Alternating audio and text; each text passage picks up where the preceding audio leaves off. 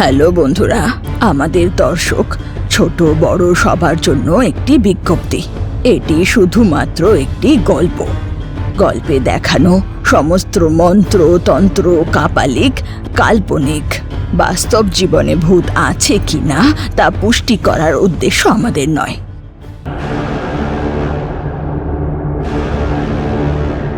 गा गो गोरक गाब्रका ब्राबो बीरक बीकर कारका जा जो जोरक जाग्रक कराका मां मृग মৃত্যুমরণ কারকা।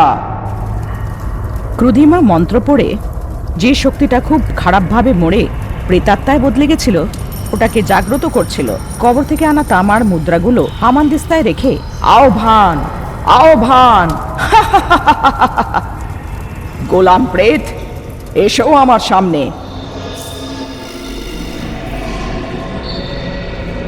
এই হামানদিস্তাটা নিয়ে গিয়ে কোরবা গ্রামের কবরস্থানে রেখে দাও, বাকিটা আমি সামলে নেব। এইবার ওই মন্ত্র জানা কাকির প্রিয় শিষ্য নাটা ভূতকে ওপরে পাঠিয়ে দেব। তৈরি থাকিস নাটা।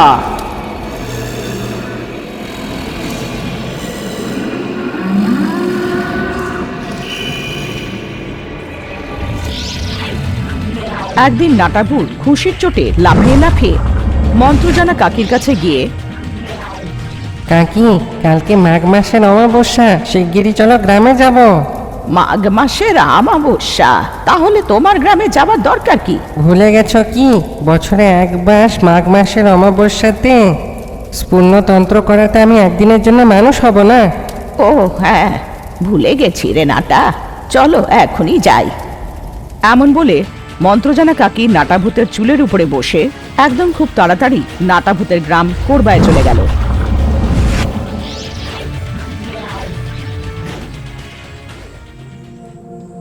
যারা জীবিত থাকার সময় অনেক বেশি একই রূপোর বাসনে খাবার খেতে থাকে, যদি ওই রূপোর বাসনটা পাওয়া যায়, সেটা দিয়ে স্পূর্ণকা তন্ত্র করে ওদেরকে মাঘ মাসে আসার অমাবস্যার দিনে সারা রাত মানব শরীরের সাথে জীবিত করা যেতে পারে। কিন্নুর মা যখন ও জীবিত ছিল, ও যে রূপোর বাসনটা ব্যবহার করত সেটা কাকিকে দিয়ে দেয়। কাকি ওদের উঠোনে স্পূর্ণকা তন্ত্র করে দিয়ে পূর্ণিমা ক্রুকলম রাত্রিম জপেত প্রভাতে স্পূর্ণকা ত্রিলোক পাতাল লোক প্রেত লোক কামিতব্য জীবতি পুরাবতী প্রাপ্তি। নাটা, যখন সন্ধ্যাবেলায় চন্দ্রমার কিরণ তোমার উপরে পড়বে, তখন তুমি মানুষের রূপ পাবে। নিজের প্রিয়জনদের সাথে সময় কাটিও। মনে রেখো, যখন চাঁদ চলে যাবে, সূর্য ওঠার সাথে সাথে আবার তুমি নাটা ভূত হয়ে যাবে। এমন বদলানোর সাথে সাথে তোমার খিদে পেয়ে যাবে, তাই তামার মুদ্রাগুলো লুকিয়ে নাও। ঠিক আছে কাকি, তুমি তো আমার খিদের বিষয়ে জানো। আসার সময় কিছু তাবার মুদ্রা নিয়ে এসো। কাকিতে মহুয়াতে রেখে দিয়ে আবার থেকে নিজের গ্রামে যাওয়ার খুশিতে তামার মুদ্রাগুলো নিয়ে যেতে ভুলে গেল নাটাভূত। সন্ধে হওয়ার সাথে সাথে নাটাভূত কিন্নুর রূপে চলে আসলো। ওর মা আর ঠাকুমা ওর সব পছন্দের খাবার বানালো। পেট ভরে খাবার খেয়ে রাত্রে তৃতীয় প্রহর অবধি ওর সাথে খুশির সময় কাটিয়ে সবাই ঘুমিয়ে পড়ল। ক্রুধিমা গোলাম প্রেতের উপরে উড়ে এসে কিন্নুর বাড়ির পেছনে নেমে ওর বাড়ির সামনে একটা একটা করে তামার মুদ্রা রেখে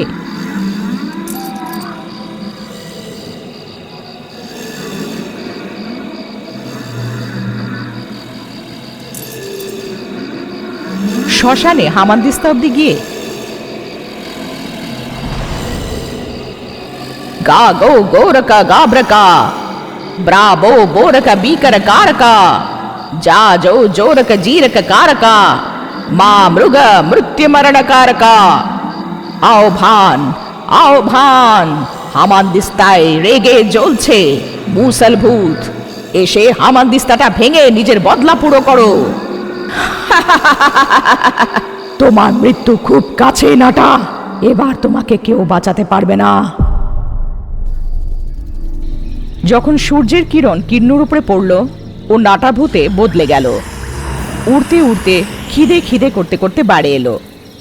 পেট ভরুক আর শক্তি আসুক, তার জন্যে কবরে থাকা তাবার মুদ্রা তো আমাকে খেতেই হবে। এখন আমি কি করব? কাকি তো আমাকে বলেছিল, আমি শুনিনি। এমন ভেবে কমজোর হয়ে হেঁটে ঘর থেকে বাইরে যেই বেরোলো, উঠোনে চকচক করা তামার মুদ্রাগুলো দেখতে পেল। তার থেকে কবরস্থানের গন্ধও বেরোচ্ছিল। হামাগুড়ি দিয়ে গিয়ে খেয়ে নেয়।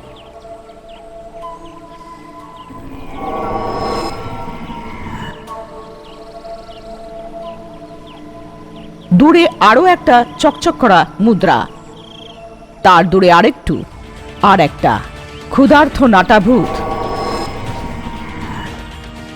একটা ছোট কুকুরের বাচ্চার মতো হামাগুড়ি দিতে দিতে এক একটা মুদ্রা খিদের চোটে খেতে খেতে চলে যাচ্ছিল। এক একটা করে উঠিয়ে খেয়ে খিদে মেটাচ্ছিল। এমনভাবে ও আস্তে আস্তে কবরস্থানের দিকে চলে গেল। ওখানে হামানদিস্তায় অনেকগুলো মুদ্রা ছিল। বেচারা এটা জানতো না ওটা ক্রুধিমার জাল ছিল। খিদের চোটে খুব কষ্টে হামাগুড়ি দিয়ে গিয়ে হামানদিস্তার মধ্যে মাথাটা ঢুকিয়ে দিয়ে খুব আনন্দে মুদ্রাগুলো খাচ্ছিল। হামানদিস্তাতে মুদ্রা শেষ হয়ে গেল। মাথা বাইরে বার করার চেষ্টা করছিল, কিন্তু বেরোচ্ছিল না। মাথাটা ফেসে গেছিল। আরে এইটা কি সমস্যা? এই নোড়াতে যদি মাথা ফেসে যায় তাহলে তো সবাই শুনে হাসবে। এখন কি করি?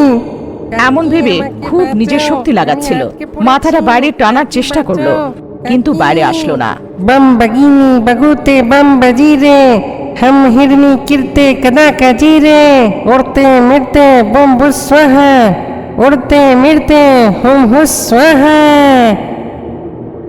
কাকি বাঁচাও, আমি ফেঁসে গেছি কাকি, আমাকে বাঁচাও।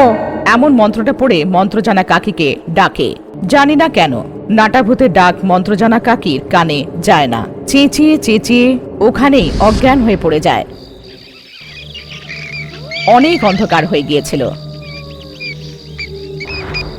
ধাড় ধাড় ধাড় করে আওয়াজ আসছিল, যেন কেউ হামানদিস্তা কোটাচ্ছে।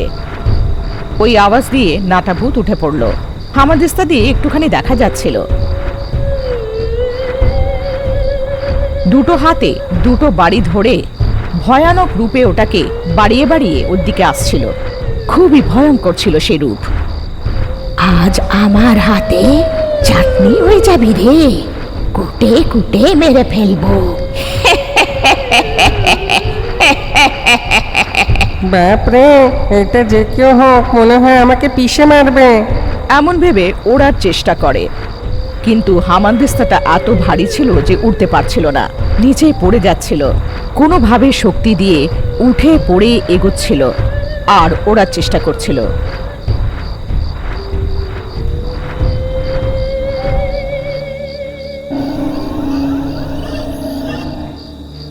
এটা কি অদ্ভুত দৃশ্য! হামানদিস্তা উড়ছে, বাবারে বাপরে, আরে ওঠ! এমনভাবে চেঁচাতেই যাচ্ছিল, কিন্তু পেছন থেকে মুষল ভূত আসছিল। দুতে হাতে রক্তাক্ত মুষল নিয়ে মাটিতে বাড়িয়ে বাড়িয়ে আসছিল। বুড়িটার মুখ থেকে একটা শব্দ বেরোলো না। কাকি কাকি, ওরে বাপরে, এ তো আমাকে ছাড়ছি না। এত ওজন নিয়ে তো আমি উড়তেও পারছি না। এখান থেকে মহুয়া যেতে খুব সময় লাগবে। বেতাল পাহাড়টা পাশে, সেইখানেই যাওয়া ঠিক হবে। এমনটা ভেবে নিজের সব শক্তি দিয়ে খুব কষ্টে বেতাল পাহাড়ে পৌঁছালো। মুষল ভূতটা বেতাল পাহাড়ে যেতে পারল না। জোরে হাসতে হাসতে বাইরেই বসে পিষছিল।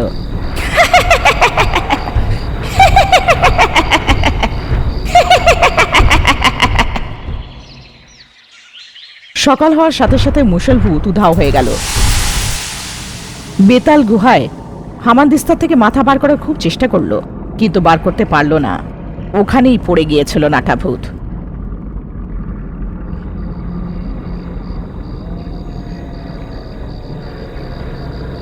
বেতাল গুহায় কেউ ছিল না।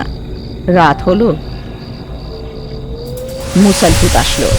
বেতাল গুহায় বাইরে দাঁড়িয়ে ভয়ানকভাবে চিৎকার করছিল, এসো এসো, বাইরে এসো, আমি তোকে চাটনি বানিয়ে দেব, আয়। কমজোরির জন্য নাটাভূত কিছু বলতে পারছিল না। ওর ঊর্জা কমে যাচ্ছিল, কারণ সারা দিন ও তামার মুদ্রা খেয়েছিল না। দুদিন আরো যদি এইভাবে ও পড়ে থাকে, ওর আত্মা হাওয়ায় বিলীন হয়ে যাবে। আর যখন ওদিকে দেখলো অন্ধকার হওয়ার সাথে সাথে মুসল ভূত গুহার বাইরে অপেক্ষা করছিল, এক পাও হাঁটতে পারছিল না। নাটা ভূত ওইখানেই পড়ে থাকলো। সকাল হলো। মহুয়া থেকে যখন লোকি বেতাল গুহায় আসলো তখন দেখলো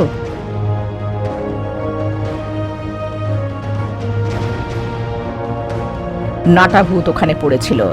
মন্ত্র শক্তি দিয়ে হামানদিস্তাটা সরানোর চেষ্টা করলো, কিছু ফায়দা হলো না। আর দেরি না করা উচিত এটা ভেবে নাটা ভূতকে উঠিয়ে নিয়ে গিয়ে মহুয়ায় পৌঁছালো। এদিকে ক্রুধিমা নাটা ভূতকে নিজের মায়াবী দর্পণে দেখছিল। নিয়ে যা, যেখানেও নিয়ে যাবি ওকে বাঁচাতে পারবি না। লোকে জানতে চাইছিল যে কি হয়েছিল, কিন্তু নাটাভূত জ্ঞানেই ফিরল না। তামার মুদ্রা খাওয়ানোর চেষ্টা করে, কিন্তু ওর মুখটা এখনো হামানদিস্তায় আটকে ছিল। মা, এখন কোনো লাভ নেই, এই নোড়ার 2 টুকরো করতে হবে। কোদাল দিয়ে কাটার চেষ্টা করে, কিন্তু হামানদিস্তাটায় একটা দাগও পড়ল না।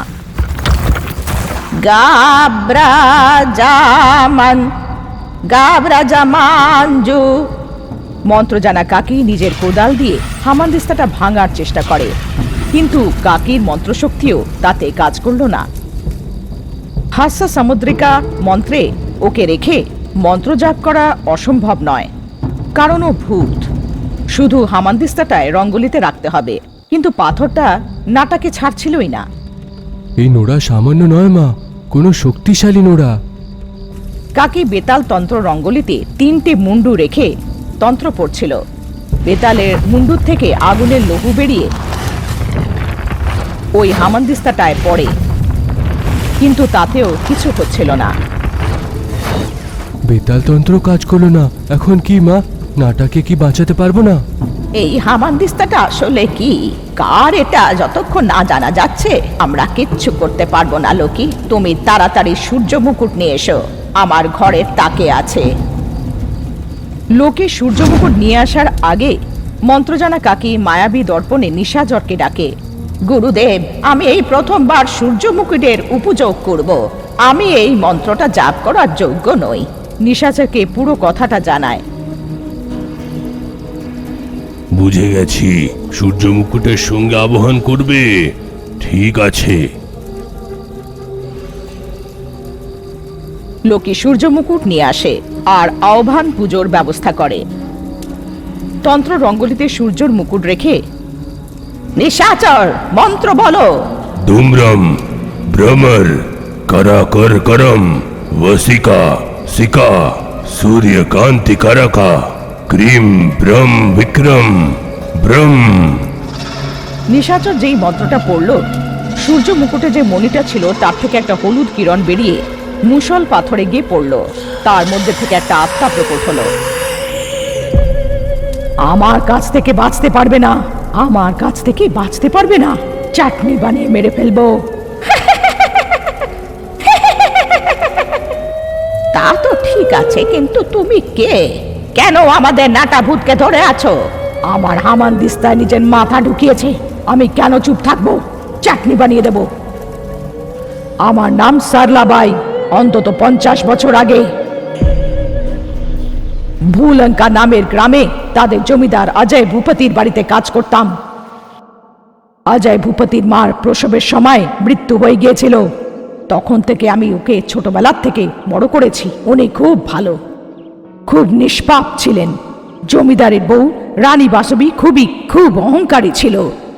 একটা চাকরানীকে জমিদার এত সম্মান দিচ্ছে, ওনার সেটা পছন্দ ছিল না। রানী, উনি ছোটবেলার থেকে আমার পালন পোষণ করেছে, উনি আমার মায়ের মতনই, তোমাকে ওনার সম্মান দেওয়া উচিত।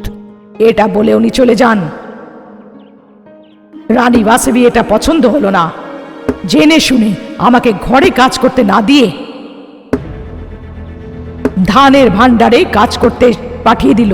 রোজ একটা করে বস্তা ধান কুটতাম, না হলে সেদিনের মজদুরি দিত না। তাই 2 হাত দিয়ে 2টো লোকের কাজ আমি একলা করতাম। রানী বাসবী আমার বয়সেরও সম্মান করলো না, আমাকে বিরক্ত করত, কথা শোনাতো।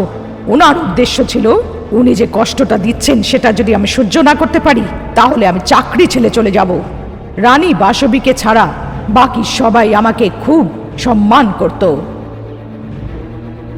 তার উপরে আমি জমিদারকে ছোটবেলার থেকে বড় করেছি। ওনার ভালোবাসার জন্য আমি প্রাসাদে কাজ করা বন্ধ করতে পারতাম না। সব কষ্ট সহ্য করে কাজ করে যেতাম। একদিন আমাদের মধ্যে একটা ঝগড়া হয়ে গেল। আমার রাগ উঠে গেল। যদি আমি চাই দরবারে সবার সামনে জমিদারের গদিতে বসতে পারি, জমিদারকে আমার পায়ের কাছে বসাতে পারি, তোমার কি মনে হয়? চাকরানি চাকরানির মতন থাকো। ওনার প্রাণ চলে গেলেও জমিদার তোমাকে গদিতে বসতে দেবে না। সবার সামনে সিংহাসনে বসবো। যদি এমনটা হয়, তোমার পায়ের তলায় বসে তোমার চাকরানি হয়ে সারা জীবন কাটাবো। শর্ত। ঠিক আছে, আমি আমার কথার খেলাপ হই না। এই কথাটা আর কেউ যেন না জানতে পারে, ঠিক আছে? ঠিক আছে, এই মামলাটা আমাদের মধ্যেই থাকবে।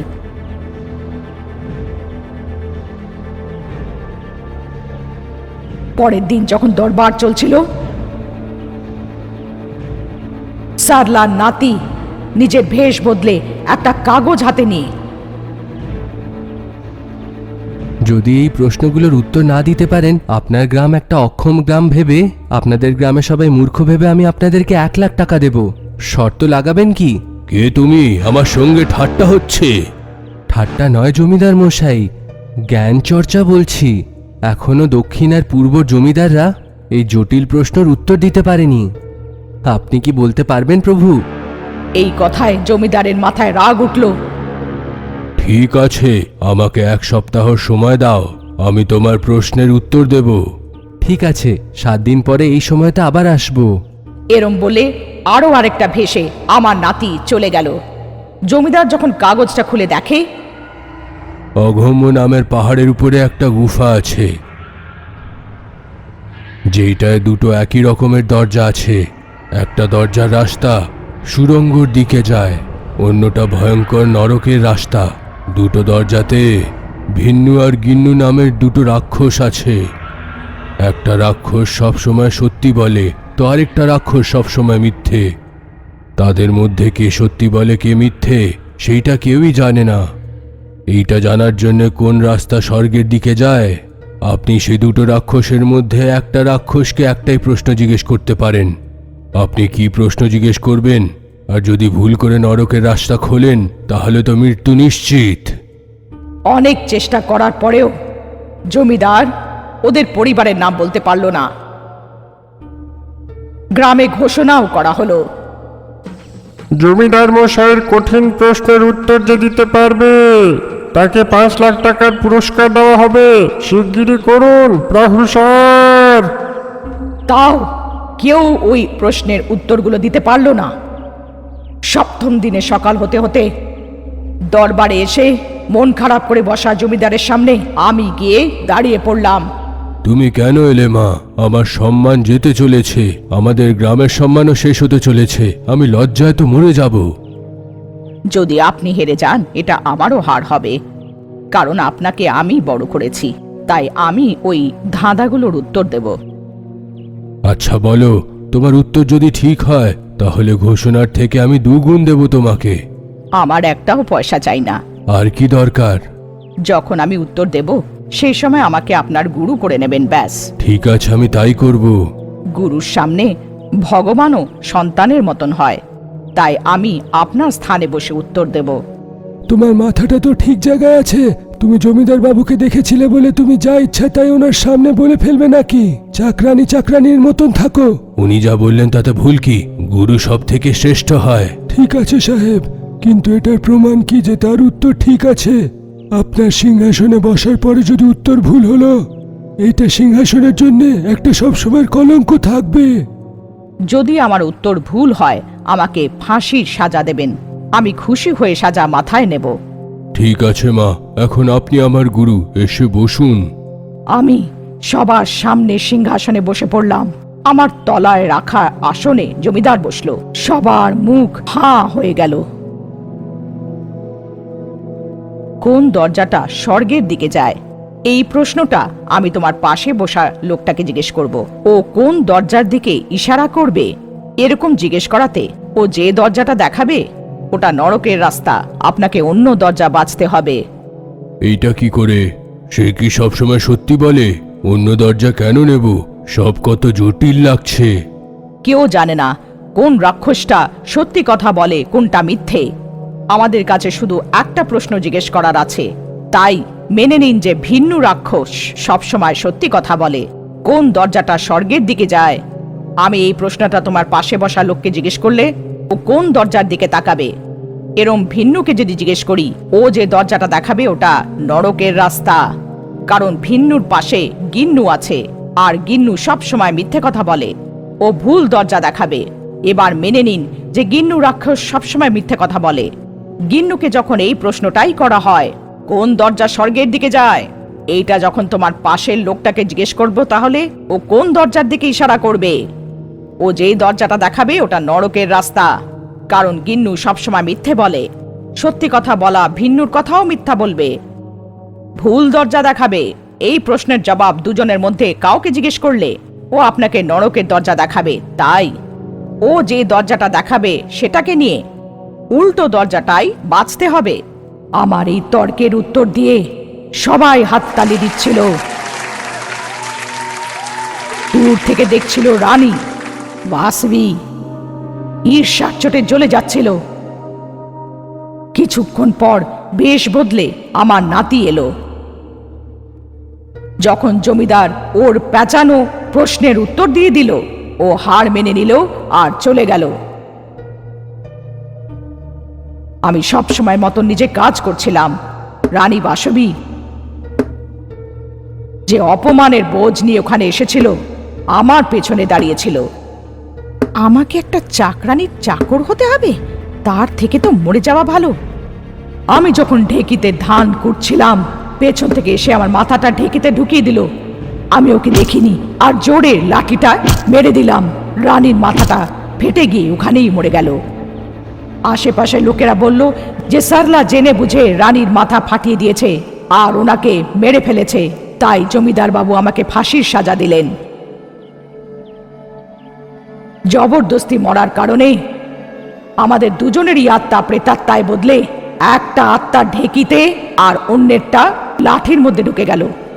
ঢেকি আর লাঠিটাকেও আমাদের কবরের মধ্যে ঢুকিয়ে দেওয়া হলো। কিন্তু ক্রুধিমা নামের এক তান্ত্রিকা আমাদেরকে বাইরে বার করলো।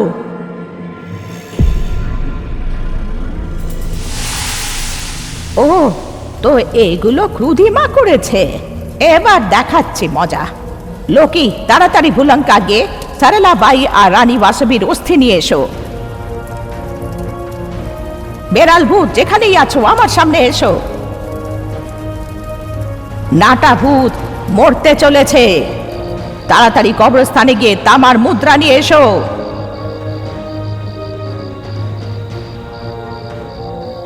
এরই মধ্যে অন্ধকার হয়ে যায়। মুসল ভূত হামানদিস্তাটা খুঁজতে খুঁজতে ওখানে চলে আসে।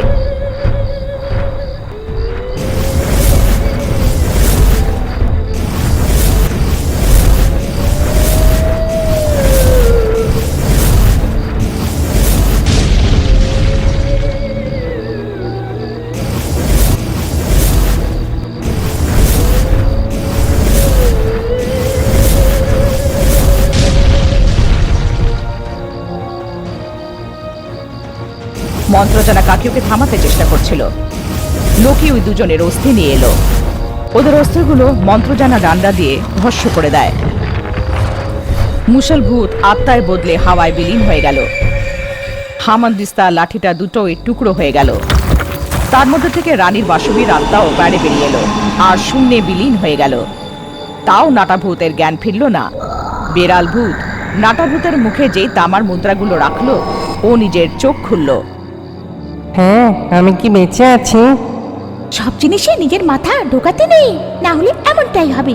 এটা তো ভালো হলো যে লোকে সময় মতো বেতাল পাহাড়িতে পৌঁছে গেছিল, না হলে এতক্ষণে হাওয়ায় দ্বীপ হয়ে যেতে। কাকি, সে ক্রুদ্ধিমা সবসময় আমাদের মারার চেষ্টা করে, তবু আমরা বেঁচে যাই। এবারে তোমাকে কিছু করতে হবে কাকি। এমনটা না যে আমি কিছু করতে পারবো না, কিন্তু আমরা মানি কি না মানি, ক্রুধিমা আমাদের লোকির ঠাম্মা, তাই আমি দয়া দেখিয়ে ছেড়ে দিই।